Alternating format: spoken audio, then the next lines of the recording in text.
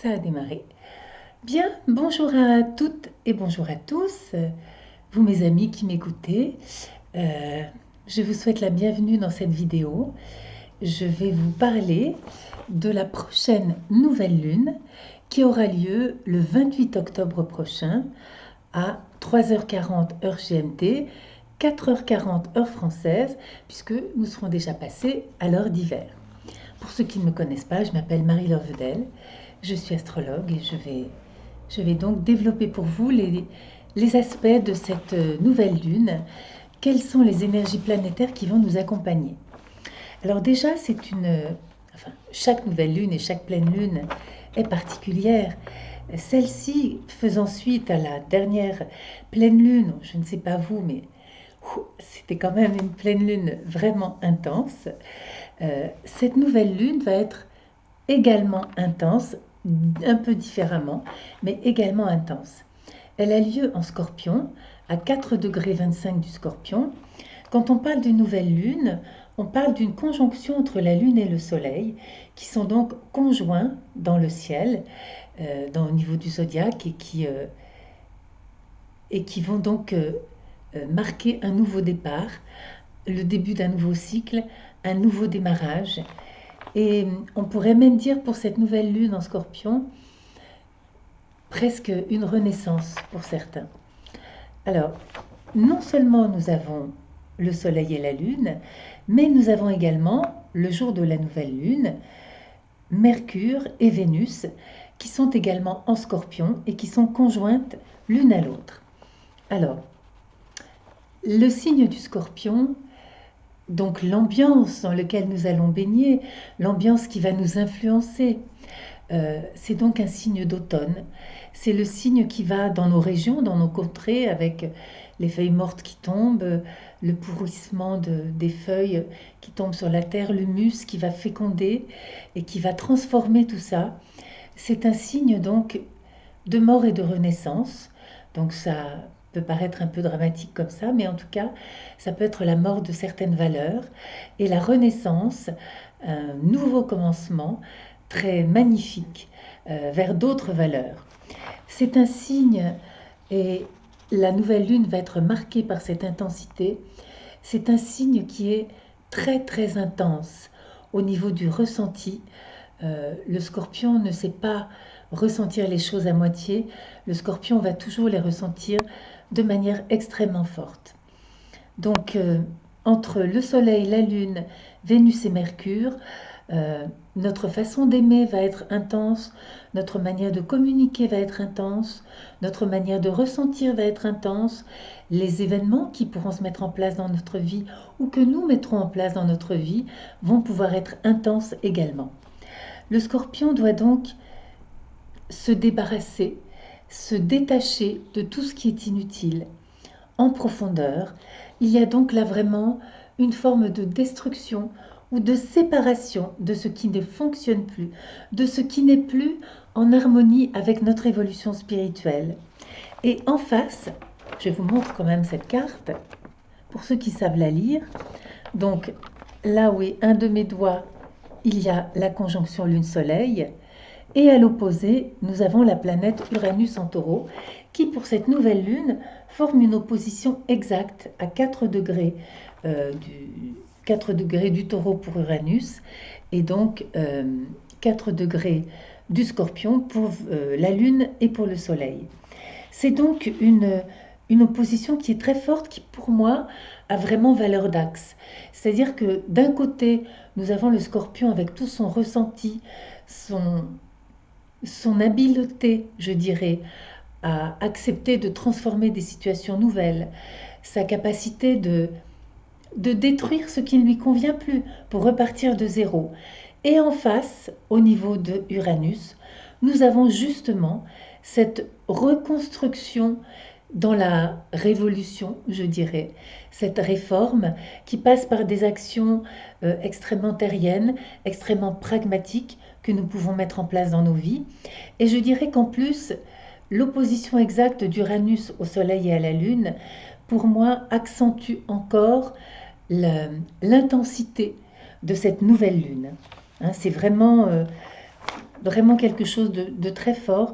Je vois aussi là-dedans une forme de transcendance possible, c'est-à-dire qu'il peut y avoir vraiment, à l'occasion de ce début de cycle, puisque les nouvelles lunes sont des débuts de cycle, il peut vraiment y avoir le démarrage d'un nouveau départ dans la vie, euh, une nouvelle façon de se transformer qui va fonctionner dans la durée, puisque Uranus est en taureau et que le taureau est un signe qui fonctionne dans la durée, d'une manière concrète, terrienne. Donc c'est vraiment cet aspect Lune-Soleil opposé à Uranus, je trouve que c'est un très bel aspect, extrêmement transcendant, alors extrêmement intense, hein, et c'est vrai qu'en ce moment, dans la vie de beaucoup de personnes, les événements, j'ai envie de dire, se succèdent et ne sont pas confortables et que nous devons gérer tout ce qui nous tombe dessus, hein, quelque part, même si quelquefois nous tombent dessus des nouvelles magnifiques et merveilleuses qui nous font très plaisir, en même temps, ça nous demande une réaction parfois rapide, une faculté d'adaptation assez intense. Voilà. Donc cette nouvelle lune va être, vous l'aurez compris, intense. Alors, je parle maintenant de la conjonction Vénus-Mercure, qui est donc aussi en Scorpion. Vénus en Scorpion est assez exigeante, très passionnée. Elle aime avec beaucoup de profondeur, beaucoup de circonspection, d'une manière aussi assez lucide, parfois un peu tourmentée, sauf que là, elle ne forme que des jolis aspects dont je vais vous parler. Mercure en Scorpion est très lucide, circonspecte aussi, profonde, un peu méfiante, pas forcément facile. Alors, Mercure va rétrograder en Scorpion, va donc repasser sur Vénus en marche rétrograde, on va dire à reculons, même si ce n'est pas la vérité, et puis repasser à nouveau sur Vénus en marche directe. Donc Vénus sera aussi très sollicitée, l'amour, la sexualité aussi, très sollicitée pendant cette nouvelle lune. Alors, qu'est-ce que peut donner cette Mercure en Scorpion? Cette Mercure en Scorpion, d'abord, peut nous donner une pensée très profonde, une pensée très circonspecte, peut vraiment générer des prises de conscience de choses qui vont remonter, que nous allons comprendre, que peut-être nous ne comprenions pas avant avec autant d'acuité. Mercure rétrograde, c'est bien connu, peut entraîner des retards ou des difficultés de communication, des soucis, le courrier qui arrive en retard, le colis qui n'arrive pas, des choses comme ça. Maintenant, moi, dans mon expérience astrologique, j'ai trouvé que bien souvent, Mercure pouvait apporter aussi des choses très positives. Mercure parfois apporte des bonnes nouvelles. Je me souviens, je ne vais pas dire son nom, mais elle se reconnaîtra sans doute de cette dame qui avait appris justement, je crois que c'était en juillet, en tout cas cet été, quand Mercure rétrogradait, qu'elle récupérait enfin la garde de ses enfants après des années de lutte. Donc c'était une très très bonne nouvelle. J'ai déjà vu des retrouvailles entre des gens qui ne s'étaient pas vus depuis longtemps et qui se retrouvaient avec beaucoup de joie. J'ai vu des gens se rencontrer sous-entendu des couples sentimentaux, un homme et une femme, ou un homme et un homme, ou une femme et une femme, se rencontrer pendant Vénus rétrograde. Il arrive aussi que les gens déménagent pendant cette période. Donc ça peut être une période qui nous apporte des bonnes choses, mais c'est toujours une période quand même un peu particulière, un peu comme s'il y avait vraiment, elle était vraiment pointée là, cette période-là, en disant là c'est quelque chose d'important. Parfois aussi, dans le thème de certaines personnes, eh bien, elles vont dire, bah non, là, Mercure a rétrogradé, non, il ne s'est rien passé de particulier. J'ai voyagé, mon avion n'était pas en retard. J'ai passé une commande sur un site, peu importe, et la commande est arrivée à l'heure. Donc, chacun va le ressentir à sa façon. Évidemment, ça dépend beaucoup aussi de la maison dans laquelle ça tombe. Et là, ne m'envoyez pas 50 commentaires en disant dans quelle maison ça tombe. Eh bien, ça tombe dans une maison qui est pour vous entre, attendez, je l'ai marqué, entre 27 et 11 degrés du Scorpion. Donc, si vous ne connaissez pas votre thème, c'est difficile à déterminer. Alors,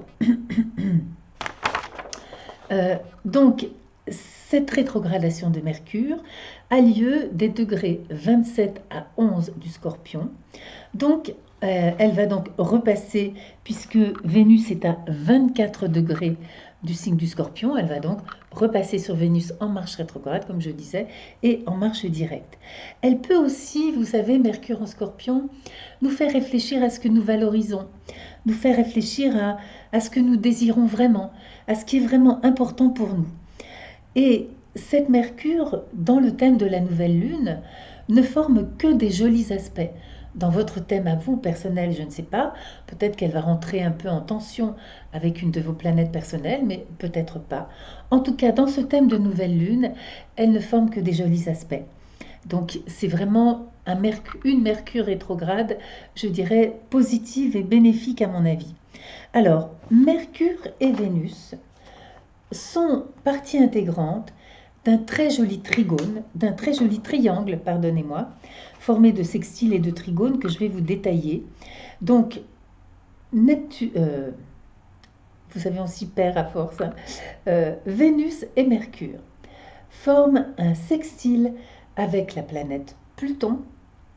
De l'autre côté, nous avons Neptune qui forme un sextile avec Pluton et avec Saturne. Et nous avons donc également, puisque ça forme un triangle, le triangle bleu que je vous montre là, nous avons également Neptune au trigone de Mercure et Vénus. C'est un très très très joli aspect. Alors, Vénus au sextile de Pluton, c'est quand même la capacité de découvrir le beau partout. Vous savez, c'est comme quand on va dans une mine où on creuse dans la terre et qu'on trouve un trésor. On trouve un beau cristal ou on trouve un objet archéologique. Donc c'est un aspect qui approfondit les émotions, qui les rend plus intenses, qui rend notre amour plus fort. Alors, pour tous les amants, ce sera aussi une période, la nouvelle lune, où notre sexualité va être plus intense, plus forte. Pour les personnes qui ne vivent pas une sexualité en ce moment, eh bien c'est tout simplement aussi un vécu d'amour d'une manière intense et d'une manière qui peut être vraiment assez transcendante entre Pluton et Vénus qui forment des beaux aspects. Hein. Donc c'est un bon moment aussi pour comprendre à fond, devenir conscient complètement de ce que vous ressentez et ça va très très bien je trouve avec le fait que à ce moment-là, pendant cette période, puisque la nouvelle lune c'est le 28 octobre et Mercure commence sa rétrogradation le 1er novembre, donc tout le temps que va durer cet aspect, n'est-ce pas? Donc ça va très bien avec cet aspect de Mercure rétrograde qui approfondit notre réflexion, tandis que Vénus en Scorpion au sextile de Pluton va approfondir notre ressenti. Donc vous voyez, tout ça, c'est quelque chose d'intense, mais c'est quelque chose de beau, c'est quelque chose qui n'est pas à redouter. C'est un beau redémarrage. Alors, Mercure, Vénus au trigone de Neptune. C'est un accord magnifique. C'est un accord entre nos rêves, notre capacité d'amour approfondie et malgré tout grâce au signe du Scorpion, qui est un signe, je dirais, implacablement lucide par moments, c'est quand même avec une grande lucidité que nous allons vivre cet amour sans nous illusionner sur les choses qui pourraient arriver ou pas. Donc c'est quand même bien sûr un amour très idéalisé, un amour dans beaucoup de compassion, beaucoup de tendresse, beaucoup de douceur. C'est un amour vraiment profondément spirituel, même si c'est un amour que nous apportons à nos enfants, à nos petits-enfants, à notre chien, à notre chat, à l'ensemble de l'humanité, nous allons être quand même dans des belles énergies d'amour. Et nous serons également, avec cet aspect-là, extrêmement créatifs pour tous ceux, alors pour les artistes encore plus, et pour tous ceux qui ne sont pas des artistes, c'est bien mon Dieu, nous serons créatifs dans notre manière de vivre notre vie, de décorer notre maison ou de cuisiner des bons petits plats si ça nous fait plaisir. Nous avons également le magnifique sextile de Neptune à la conjonction Pluton-Saturne. Alors, je l'ai déjà dit, c'est donc une combinaison assez transcendante aussi. Neptune-Pluton, c'est un aspect qui est là depuis plusieurs mois maintenant, un aspect de métamorphose spirituelle, de pardon. C'est également un aspect de nouveau départ et de renaissance. Donc mes amis, vous qui m'écoutez, ne craignez pas ce renouveau. C'est vrai qu'il y a, c'est vrai que ce qui se passe dans la vie de beaucoup d'entre nous, y compris moi, en ce moment, c'est vraiment un défi. Et c'est vrai que ça demande d'être vraiment dans la foi, d'y croire tout en étant lucide. Attention, hein, il ne faut pas non plus s'illusionner, il ne faut pas faire de bêtises. Il faut, surtout au niveau du timing, c'est très très important, et on va le voir avec Saturne, c'est très très important de faire les choses au bon moment pour qu'en effet elles puissent durer positivement dans le temps. Mais c'est malgré l'audace, j'ai envie de dire, dans nos vies, que ça nous demande à beaucoup d'entre nous, je crois que c'est vraiment quelque chose, quelque chose qui peut... Vous voyez, il y a quand même quelque chose dans l'air en ce moment, enfin dans l'air et dans les étoiles surtout, mais quelque chose qui nous propose à tous ceux qui sont un peu éveillés et à même ceux qui ne le sont pas simplement dans leur vie, qui nous propose vraiment de vivre d'une manière différente, de vivre quand même, je trouve, un cran au-dessus, au niveau de l'amour, au niveau de l'authenticité envers nous-mêmes, au niveau de ce que nous sommes capables de vivre en termes d'amour, en termes de don de soi, en termes d'amour de la planète aussi, parce que je rappelle que Uranus en taureau, c'est quand même la révolution écologique qui est en train de s'opérer partout. Je crois, nous tous, chacun dans nos vies, je pense, nous faisons attention, chacun à notre façon, à notre mesure, à la manière dont nous vivons. Donc c'est quand même un très très beau mouvement, très enthousiasmant, qui est un peu, je trouve, moi, vous voyez, je me sens un peu là, je suis scorpion, ascendant scorpion, hein, donc bon, là, la nouvelle lune, voilà, hein, mais je trouve que, enfin, moi, je ressens un peu d'exaltation devant ces beaux aspects qui nous permettent de dire, bah oui, même si, comme je l'ai déjà dit dans d'autres vidéos, ça fait un peu peur, on se dit, oh là là, je lâche tel truc, là, bah oui, oui, oui, je lâche, oui, oui, et je lâche, et je rentre dans la confiance, je rentre dans la foi, et j'accomplis mon destin. Et je fais de mon mieux. Et je crois que ça peut vraiment marcher. Alors, le sextile entre Neptune et Saturne, qu'est-ce qu'il nous dit? Il nous dit que ce nouveau départ s'inscrit dans la durée, dans un projet lucide où nos rêves vont pouvoir se réaliser d'une manière concrète, organisée, structurée et quand même rigoureuse, en ne faisant pas n'importe quoi, en étant raisonnable, en étant sage et en faisant les choses étape par étape dans l'ordre qui convient. Alors, il y a quand même quelques tensions dans cette nouvelle lune dont je vais vous parler maintenant. Lors de la pleine lune dernière, j'ai d'abord parlé des tensions, ensuite des beaux aspects. Là, je me suis dit, tiens, je vais parler de ce qui nous fait du bien en premier. Donc les tensions, une qui est en train de s'évacuer, d'ici la prochaine nouvelle lune, elle sera complètement finie, c'est le carré Jupiter, qui est toujours en Sagittaire, Jupiter-Neptune. Alors, Jupiter ne forme que cet aspect-là, hein, avec les autres planètes du thème. Donc il est encore dans ce carré, mais c'est vraiment un carré qui est en train de se séparer. Je trouve que c'est les 3 dernières semaines ou les 4 dernières semaines de ce carré qui dure depuis très longtemps. Donc là, je pense que sa force agissante, il est comme on dit, on appelle ça, quand 2 planètes commencent à s'éloigner, on appelle ça un aspect séparant. Donc ça veut dire que la montée en intensité de la force de cet aspect est complètement passée. Voilà, maintenant. Mais enfin, quand même, Jupiter nous dit oui, oui, vous pouvez être dans la transcendance, dans l'exaltation et dans l'enthousiasme, mais attention, Dieu merci, il y a Saturne qui nous rend lucides, et Dieu merci, cette nouvelle lune est en Scorpion, qui est un signe extrêmement lucide. Alors, en revanche, il y a un carré là. Alors, ce carré implique la planète... Attendez, je vais essayer de vous... Voilà.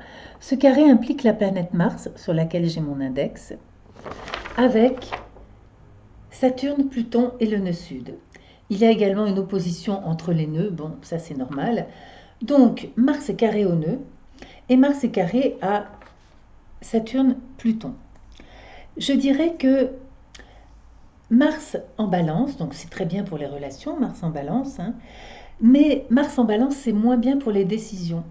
Et cet aspect concerne toutes les personnes qui ont du mal à se décider, qui ont du mal à rentrer dans cette espèce de mouvement que beaucoup de personnes vivent dans leur vie, donc qui peut être un mouvement gai et heureux, hein, parce qu'il y a juste des personnes qui sont en train de prendre leur nouveau poste de travail, ou de vivre leur nouvel amour, ou de déménager dans la joie dans leur nouvelle maison, ou d'avoir un nouveau projet professionnel quel qu'il soit, et qui sont super contentes. Hein. Mais une partie de nous, alors ça peut être une petite partie en nous, en chacun de nous, qui dit oh là là, est-ce que j'y vais, est-ce que j'y vais pas, vraiment j'y vais là pour de bon. Et puis ça peut être certains d'entre nous qui veulent pas y aller du tout. Donc là, évidemment, ces gens-là, devant ce redémarrage, ou cette petite partie en chacun de nous qui hésite encore un tout petit peu, devant ce redémarrage, ce changement, pour elles, ça va être difficile. Elles auront du mal. Alors en plus, Mars forme un quinconce à Neptune. C'est un vrai aspect d'insatisfaction, de frustration, d'hésitation.